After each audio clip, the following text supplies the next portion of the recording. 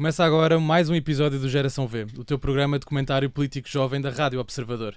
Hoje temos casa cheia para comentar tudo das eleições americanas. Olá Bernardo Faro, Catarina Doré, Gonçalo Sousa e Joana Marques Brás. Duas de vocês estão desanimadas, um assim e o outro está feliz e contente, não é, Gonçalo?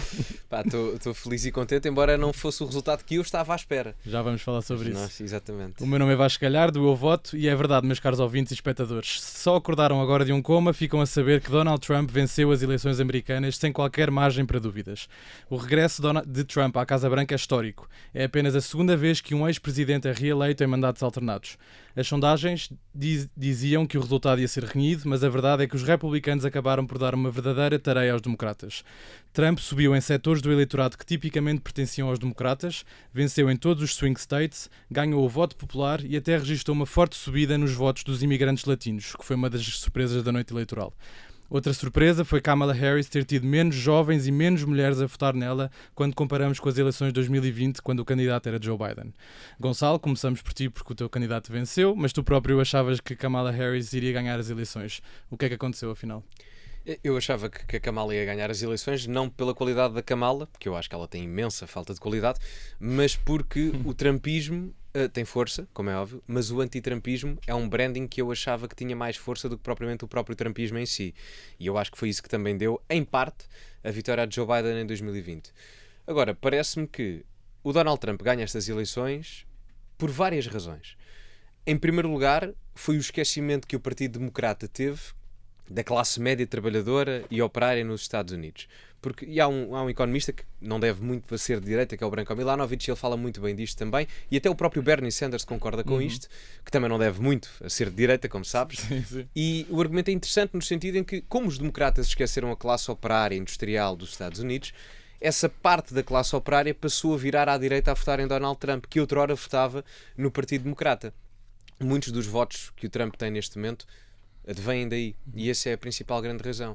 A outra é que, embora a comunicação social portuguesa venha dizer que o mundo acabou em 2024, porque é giro ver alguns comentadores a dizer o mundo acabou em 2016, o mundo acabou agora em 2024 com a eleição de Trump. É um bocado Os americanos chato. também dizem, não é? CNN e tudo mais. Certo, Não. mas a questão é que é um bocado chato o mundo acabar tantas vezes, várias vezes, não é? É um bocado chato. E, portanto, o mundo não vai acabar, não é? Portanto, é uma questão eleitoral normal, daqui a 4 anos vem outra pessoa, o mundo prossegue. Não estás preocupado? Não estou nada preocupado, acho que vamos entrar num período saudável do ponto de vista económico, até porque estamos numa ascensão do ponto de vista também financeiro, portanto, parece-me que a situação irá regularizar-se. Mas o Trump ganha também porquê?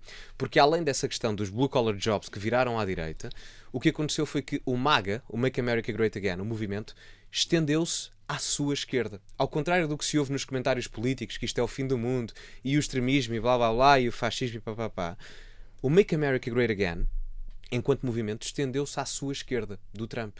Porque as grandes alianças que o Trump fez nestas últimas eleições foram à sua esquerda. O Elon Musk, que muita gente, enfim, vão criticar e etc., mas o Elon Musk toda a vida votou no Partido Democrata. Até 2020 o Elon Musk votou no Biden. Portanto, o Robert Kennedy Jr. é sobrinho de um ex-presidente do Partido Democrata, o John F. Kennedy, e era membro do Partido Democrata. Cansaram-se do partido, então? Cansaram-se do partido, ou seja, esta vitória do Donald Trump não é uma vitória do conservadorismo tradicional americano nem dos neoconservadores. Alguns deles certamente votaram no Trump, mas esta vitória do Trump é uma vitória do trumpismo em si, enquanto movimento de direita dissidente farta do status quo americano, mas é principalmente uma vitória de 3 pontos fulcrais. Das grandes empresas tecnológicas, no caso do Musk, que outrora até simpatizavam mais à esquerda com os democratas, a nível empresarial também, porque tiveste figuras como o Vivek, que eu acho que foram importantes nesse aspecto, e depois, a meu ver também, uma vitória dos ex-democratas que não se revêem na postura de radicalismo do Partido Democrata. A questão é mesmo essa. Portanto, foi o virar à esquerda do Trump, em termos das alianças que ele foi fazendo, que lhe deram esta vitória. O centro ganhou as eleições ao Trump, o que é curioso para alguém que está constantemente a ser chamado de extremista e extrema-direita ou fascista, não é? Obrigado, Gonçalo. Catarina, como é que tu estás? Bem, para mim foi uma enorme desilusão, como podes imaginar. Não por ou seja, nunca cheguei a ter aquela confiança grande de que a Kamala ia ganhar, mas tinha assim um otimismo esperançoso que talvez fosse possível. Mas claro que a missão dela era quase uma missão impossível. Tinha 100 dias para fazer o que se faz em 2 anos, que é uma campanha presidencial. Sim. Mas nem renhido foi a eleição, não é? Exatamente, ao contrário daquilo que se esperava, nem sequer foi renhido. Portanto, é preciso olhar para estas eleições, retirar lições e analisar o que é que correu mal. Portanto, para mim, desde logo, houve um problema inicial, que foi o Biden não se devia ter recandidatado. Nunca, naquelas condições.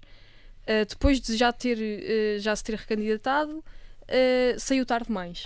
E Kamala teve muito pouco tempo para fazer uma campanha e, ao mesmo tempo, o próprio Partido Democrata não teve propriamente escolha noutra pessoa, porque talvez o partido como um todo, se quisesse demarcar do Biden, por exemplo, não teve essa oportunidade. Ele, apesar de ser vice-presidente, era uma pessoa relativamente desconhecida até, não é? Sim, mas também carregou o problema de ser a herança do Biden, portanto continuava a ser muito fácil para Trump atacá-la, bastava colá-la ao Biden. Exato. Em tudo o que ele já atacava ao Biden.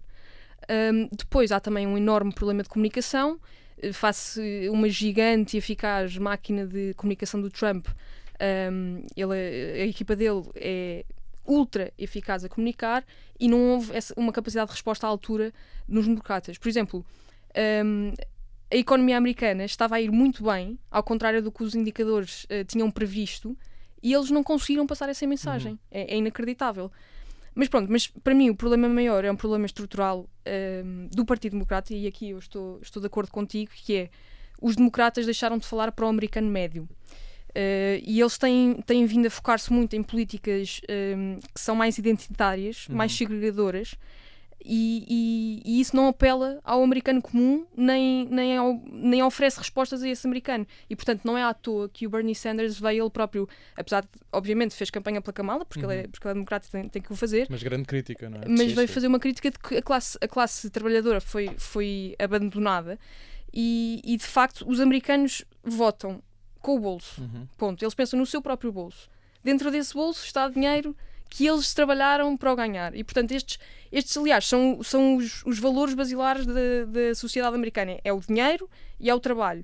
E, portanto, se o americano médio olha para o seu bolso, vê que ele compra menos coisas do que comprava durante a era Trump, ele vai achar que está mal e quer mudança.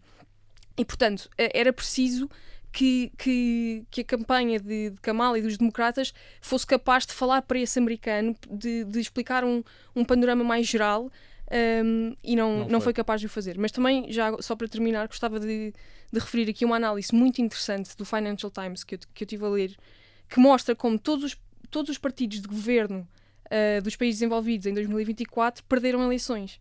E isto é super interessante de analisar, porque eles dizem até uma coisa que eu gostei muito, que é: os eleitores não distinguem os fenómenos que são do controle do governo e aqueles que não são. A inflação, por exemplo, foi um fenómeno que os governos não puderam controlar. Exato. Mas todos os partidos de governo foram muito castigados nas eleições em 2024 por esse fenómeno. E, portanto, o Financial Times sugere até que, apesar destes erros todos que nós também já falámos, talvez, mesmo que eles não tivessem ocorrido, esta eleição nunca tivesse sido possível aos democratas ganhar. E isto é uma reflexão interessante também. Okay. Não sei. Obrigado, Catarina. E o governo alemão caiu, portanto até ajuda a esse argumento, não é? Caiu tipo ontem, já caiu, não é? Mas todos os partidos que foram eleições perderam. Okay. Todos os partidos de governo certo. Que foram eleições em 2024 dos países envolvidos perderam. No nosso caso foi em 2023, mas sim. Joana, conta-nos tudo. Bom, como é que está o teu estado de espírito também? Não estou doente. Isto é na sequência de uma conversa que tivemos aqui em off, que há pessoas na comunicação que dizem que estão doentes. Mas estou muito assustada. Não, eu sei que às vezes falamos de Trump e dos republicanos muito à boleia de argumentos económicos, mas não nos podemos esquecer que na América ganhou Trump, que é um criminoso condenado por desviar dinheiro para encobrir um escândalo sexual. É o dono das declarações mais absurdas e loucas dos últimos anos na América, como aquela declaração de que em Springfield os imigrantes fazem uma coisa muito negativa, que é comerem os cães. Nem há dados que provem isto. Nem há palavras para isso. E é um homem, e nós tendemos a esquecer muitas coisas que o Trump fez nos últimos anos, é um homem que é perigosamente lunático, que sugeriu ao povo americano injetar lixívia para curar a Covid. Portanto, é este o homem que foi reeleito nos Estados Unidos da América. E eu estou assustada, não estou surpreendida. Nós tínhamos tido uma conversa aqui a semana passada precisamente sobre isto, sobre a campanha anti-Trump e o trumpismo, e eu dizia que isto tem off, tudo em off. Eu e o Gonçalo temos muitas conversas em off. E eu dizia que não tinha assim tanta esperança, tanta confiança na campanha anti-Trump. E é por isso que estou assustada. Ou seja, eu fiquei surpreendida em 2016, porque em 2016 eu achei que os americanos não iam existir tantos milhões de pessoas a votar num homem como o Trump. Desta vez eu já estava à espera que existissem esses milhões de pessoas a votar no Trump. Portanto, eu acho que estou assustada porque o Trump neste momento tem o poder dos Estados Unidos da América e o reflexo que isso vai ter no resto do mundo, sim. Mas estou mais assustada porque nós vivemos num mundo onde o abusador, o louco e o perigoso lunático é escolhido e é perdoado se ele tiver dinheiro ou se prometer pôr dinheiro no bolso dos americanos. Que foi aquilo que aconteceu com Trump, ou seja, nós em democracia, a pobreza ou a instabilidade económica é uma arma muito grande na democracia, porque as pessoas votam quase por instinto de sobrevivência. Se estiverem numa situação de pobreza ou se estiverem numa situação, como a Catarina dizia, aquela pessoa vai-me prometer mais dinheiro no bolso do que a outra. Se calhar esta ideia de que se calhar eu vou ter mais dinheiro no bolso com aquela pessoa, isto pesa mais se eu tiver pouco dinheiro no bolso. Se já tiver algum ou se já tiver estabilidade económica, permite-me a olhar para outras questões. E é perigoso, e acho que isto está a acontecer no mundo todo, a instabilidade económica, a inflação. Nós viemos de uma pandemia, estamos num mundo onde há imensos conflitos militares graves e alteram as exportações, nomeadamente a guerra na Ucrânia. E, portanto, neste momento, a campanha dos republicanos conseguiu falar economicamente e a campanha de Kamala não conseguiu falar economicamente e falou para direitos humanos só. Para as minorias. E depois o Trump tem esta campanha também, esta forma de fazer política, que é fazer política à base da violência. Violência contra as minorias, violência contra a imigração, violência contra as mulheres. Nos últimos dias ouvi muita gente aqui em Portugal dizer: mas isto são os americanos que são os loucos, cá nunca acontecia isso. E eu questiono, não acontecia? A sério que não? É porque nas últimas 2 semanas em Portugal nós tivemos, portanto, um grupo de Telegram com 70 mil homens, um professor que assediava alunos na Universidade do Porto, e o Tribunal do Porto decidiu que as sapatadas que o professor dava no rabo das alunas era uma forma de criar empatia com as alunas, e este professor continua a dar aulas nesse estabelecimento. Tivemos um professor no Hot Club, que é uma das maiores escolas de música do país, em Lisboa, que teve denúncias de abuso sexual, ou de assédio sexual neste caso, e a escola veio confirmar que sim, mas ele já se afastou o ano passado da escola, já não teve nada a ver com ele, não é? Ele já não está na escola, e 2 anos antes tinha tido 2 queixas e houve 2 professores que se afastaram. Portanto, está a acontecer já há imenso tempo e só agora é que se sabe. Isto nas últimas 2 semanas em Portugal. E o que é que acontece? Nada. Ao abusador não acontece nada. E isto para dizer o quê? Para dizer que esta prática de nós desvalorizarmos a violência contra as minorias tem acontecido sempre. E eu acho que em períodos onde não há prosperidade económica acontece ainda mais. Portanto, mais do que o Trump ser eleito, é os milhões de americanos que votaram no Trump, e é eu olhar para o meu país e pensar até que ponto é que se a máquina política e a máquina do dinheiro não estivesse num louco, abusador, perigosamente lunático, como nós também temos aqui em Portugal, se esse perigosamente lunático também não ganharia como Trump ganhou.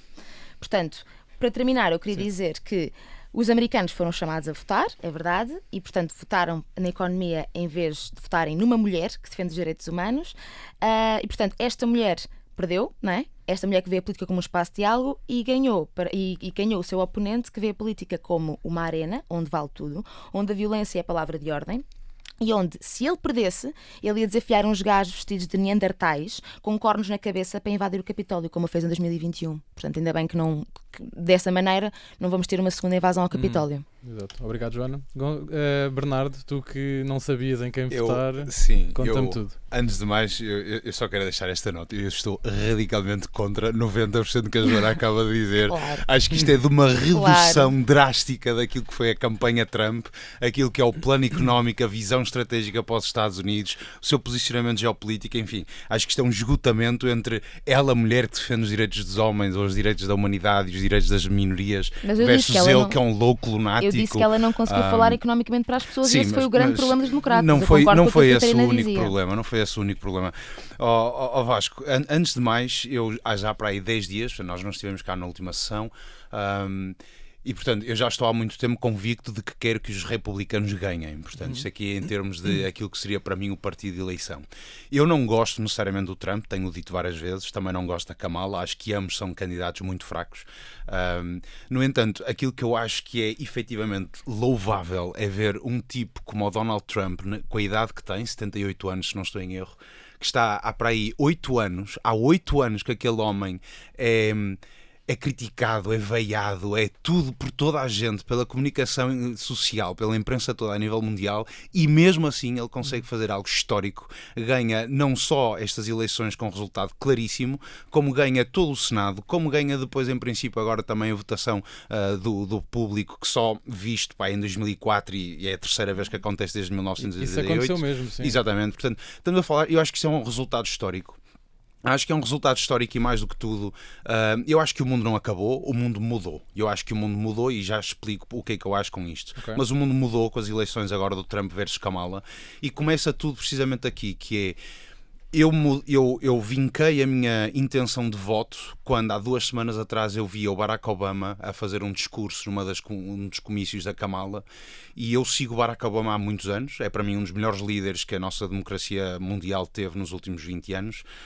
Votaria nele, como teria votado se lá fosse eleitor durante muitos anos, foi quem me fez virar democrata durante os últimos anos também, mas eu acho que o declínio dos democratas, desde o Barack Obama, passando por Biden e agora, portanto, Hillary que perde, Biden que ganha e agora Kamala que perde, e eu acho que a Kamala é finalmente o último prego no caixão, portanto, é o esgotamento desta narrativa, deste obamismo que já vem desde 2008. Vão ter que mudar a fundo. Exatamente. Eu acho que os democratas enfrentam agora uma mesma crise identitária, à semelhança, se tu quiseres, que o nosso Partido Socialista está a enfrentar.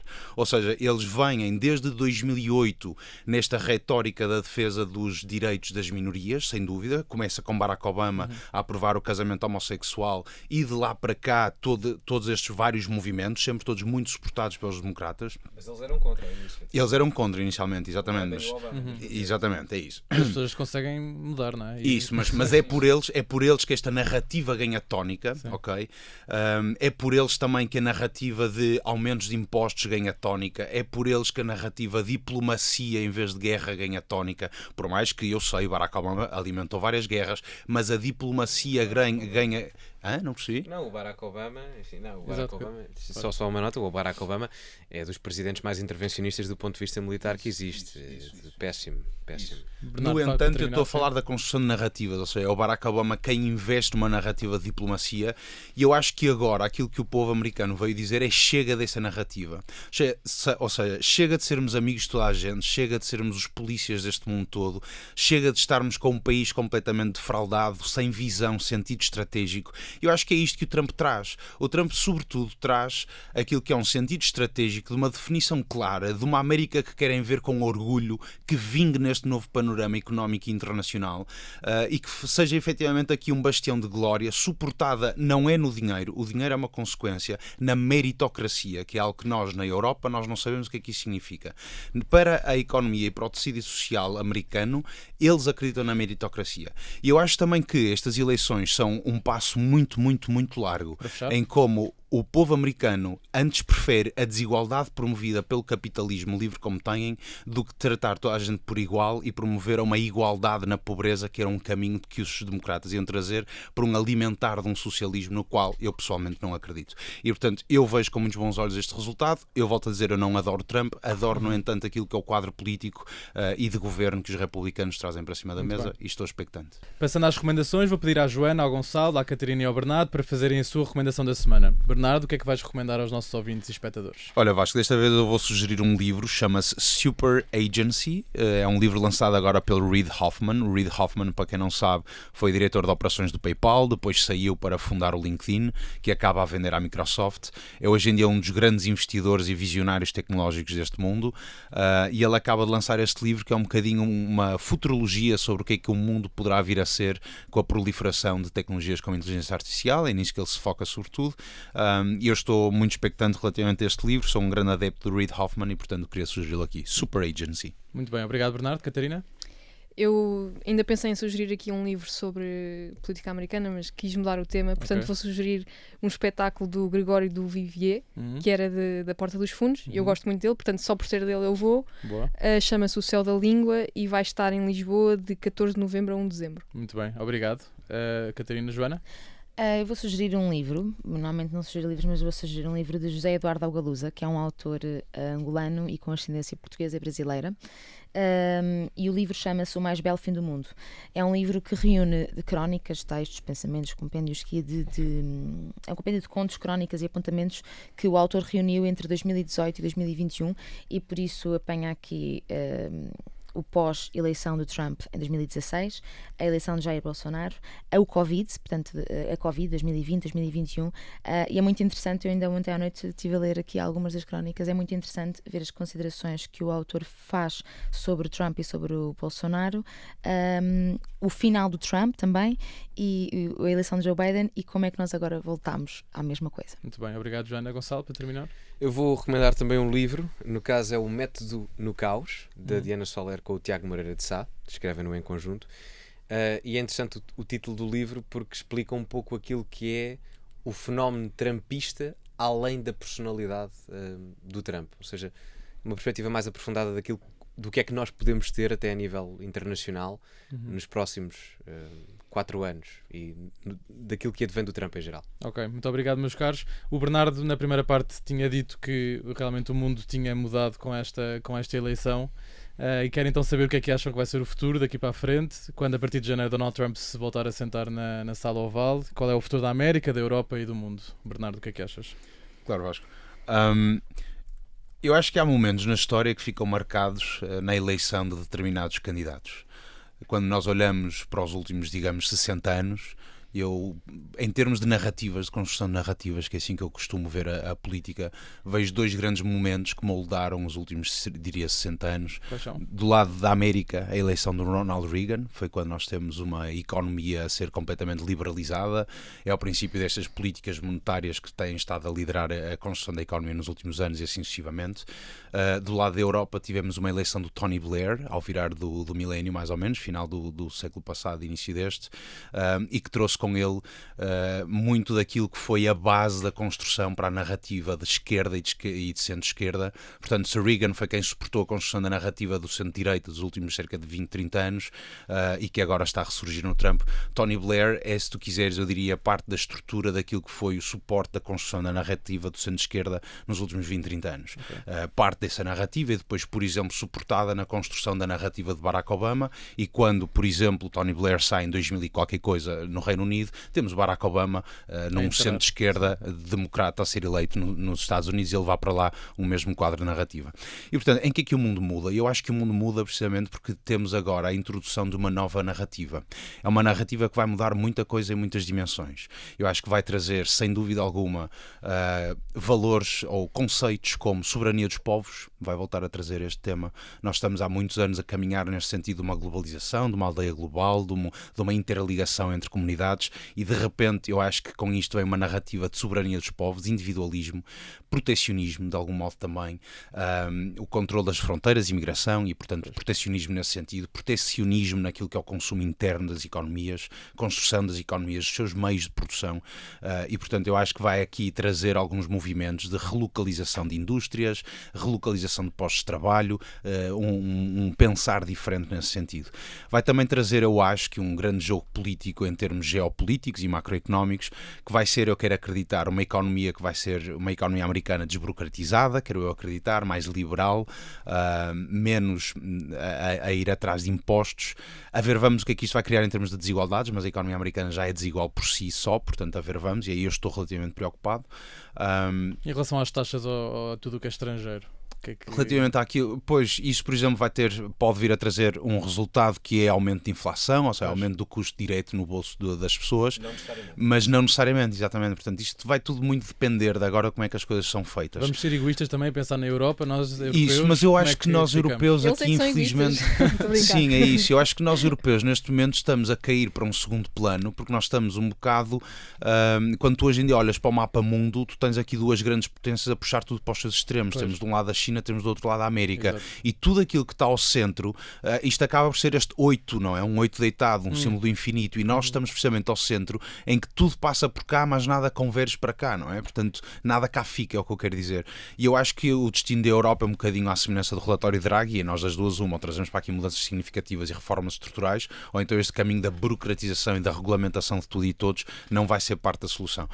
Mas eu não quero ocupar aqui muito mais tempo, só quero mesmo também resumir que o único ponto em que eu estou genuinamente preocupado nesta nova narrativa é aquilo que seja a revisão, e para mim seria passos atrás naquilo que a direitos do homem ou direitos da humanidade diz respeito, sobretudo direitos das minorias. Casamento homossexual, lei do aborto, etc. são para mim temas que foram passos importantes de conquista nos últimos 20, 25 anos, em termos de retóricas internacionais. Hoje eu acho que o mundo está harmoniosamente assente nesse género de temas, e eu acho que Trump pode aqui vir a ameaçar um bocado esse género de estruturas e querer rediscutir alguns destes temas. Portanto, eu não sei o que é que isso dará, mas eu quero acreditar que os próximos 20 anos vão ser sobre os valores da família tradicional e alguns temas que já não são vistos desde a década de 80. Muito bem, obrigado, Bernardo. Quem quer...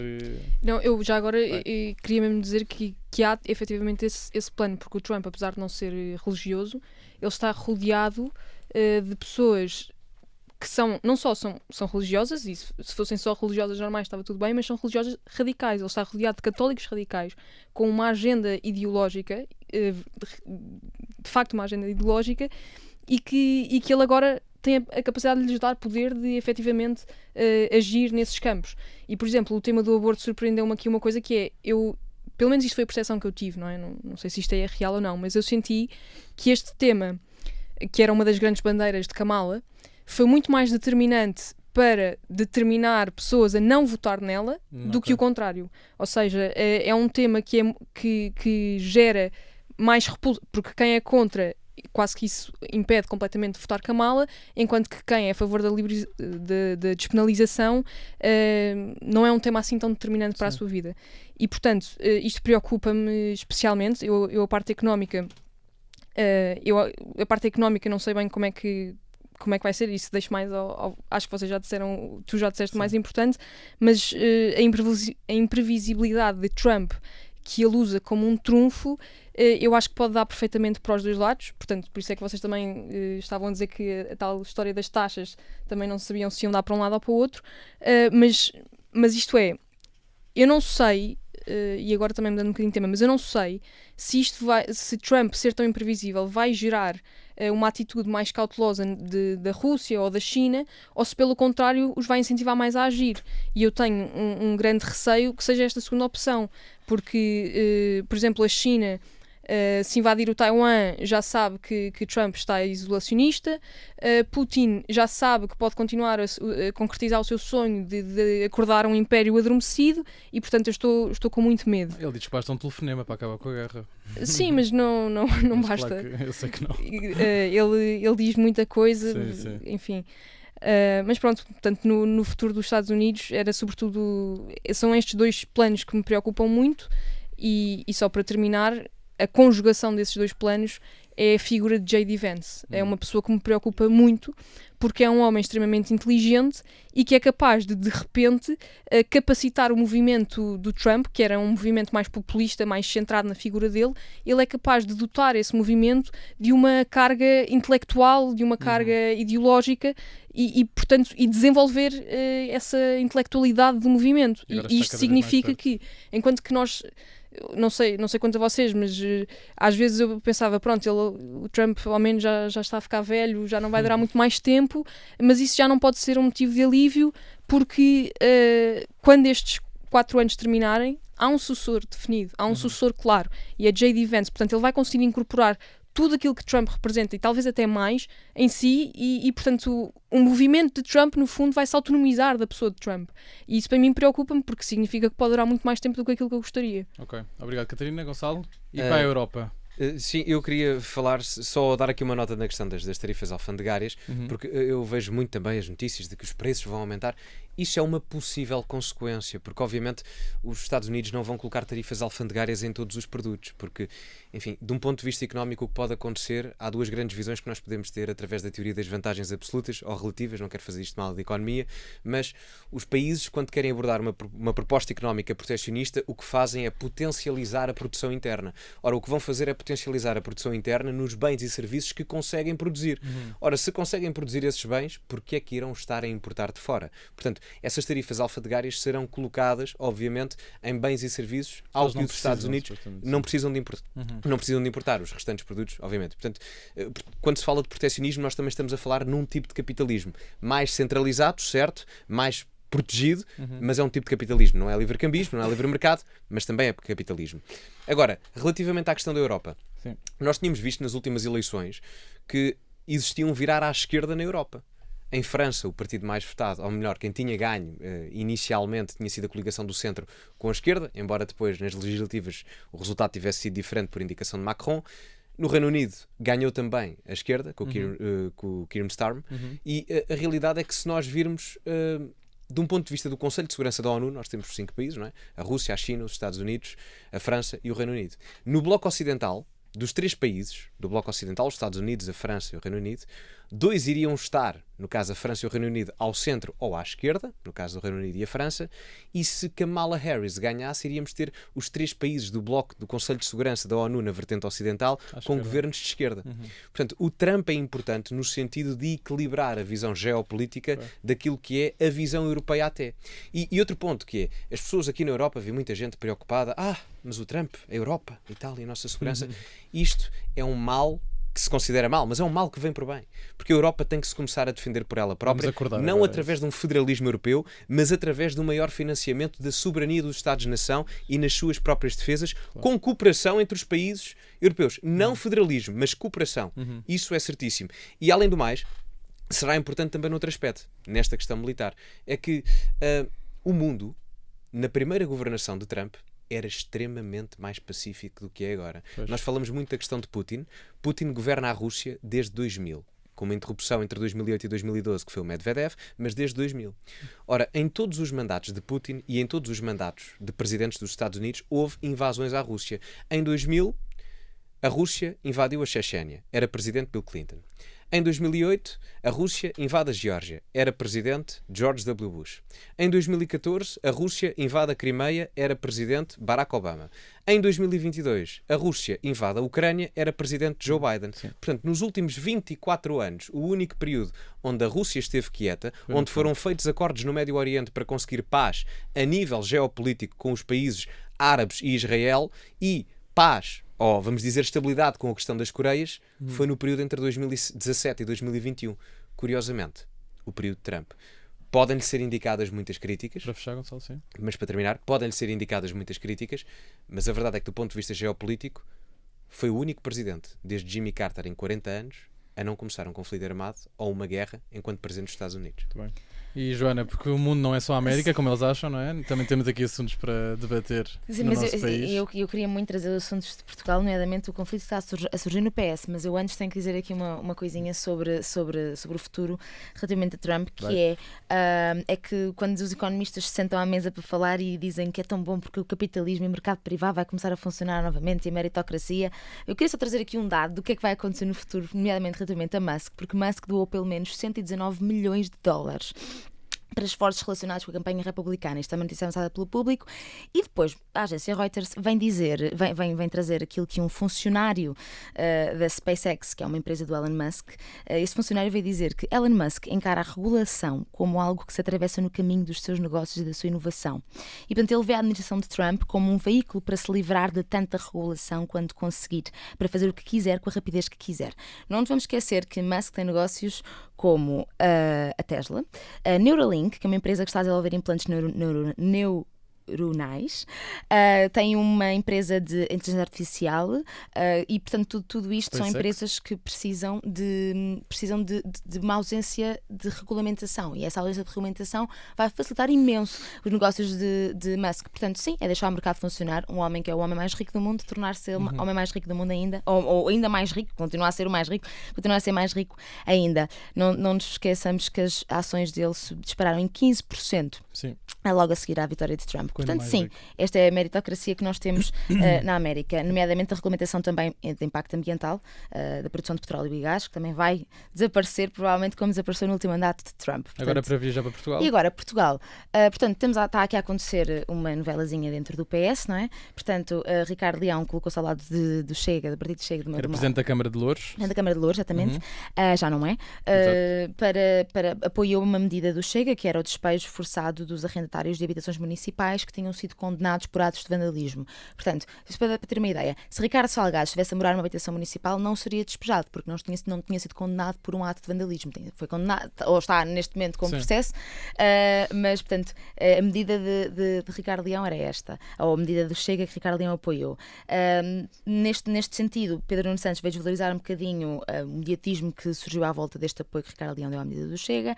António Costa vem fazer um artigo de opinião no Público, onde acusa o calculismo taticista e diz que não há calculismo taticista que possa desvalorizar esta ação de Ricardo Leão. Portanto, aqui a dizer que Pedro Nuno Santos estava aqui a usar um calculismo taticista, porque Pedro Nuno Santos, muito ofendido, veio defender-se. Portanto, há aqui um conflito entre o ex-secretário-geral do PS e o atual secretário-geral do PS. Do meio disto resulta uma demissão de Ricardo Leão e neste momento temos Miguel Prata Roque na corrida ao cargo de Ricardo Leão. Portanto, como isto muda tão rápido, acho que sim, acho que andamos todos tudo aqui a dar grandes voltas. A par disto, temos uma greve no INEM, que já fez 7 mortos. Temos uma Ministra da Saúde que, até ver, não impediu esta greve de acontecer. Temos os casos de Zédio que eu já referi na primeira parte, que continuam a acontecer sem que nada seja feito aos agressores, e estamos a 2 semanas do grupo Telegram com os 70.000 homens e as imagens continuam a circular. Continuam? Sim. Esse grupo foi mandado abaixo, mas estão a surgir novos grupos e, portanto, está a haver uma investigação cada vez maior sobre os grupos que existem no Telegram, e existem outros grupos que não são mandados abaixo, porque o Telegram neste momento pode funcionar em Portugal e na União Europeia, e não há propriamente uma regulamentação para fechar este grupo. Por exemplo, acho que os iPhones não conseguem ser esses grupos. Todas as pessoas têm iPhone, foi a ideia que foi. Eu, como nunca experimentei, não sei dizer. Eu também não sei, nunca experimentei. Eu não tenho Telegram. Mas a questão é o Telegram poder funcionar na nossa rede cibernáutica sem limites, não é? E, portanto, enquanto isso acontecer, no Telegram vão passar-se muitos crimes. Para a semana, se calhar, temos tempo para falar sobre estes assuntos. O nosso tempo chegou ao fim. Obrigado, Joana Marques Braz, Gonçalo Sousa, Catarina Doura e Bernardo Faro. Temos encontro marcado todas as sextas às 21 horas e estamos sempre disponíveis em podcast e em vídeo no YouTube, onde podes seguir o nosso programa e partilhá-lo com os teus amigos e família. O Geração V é uma parceria entre o Avoto e a Rádio Observador. Eu sou o Vasco Galhardo. Muito obrigado por estares desse lado. Tudo a correr bem e até para a semana.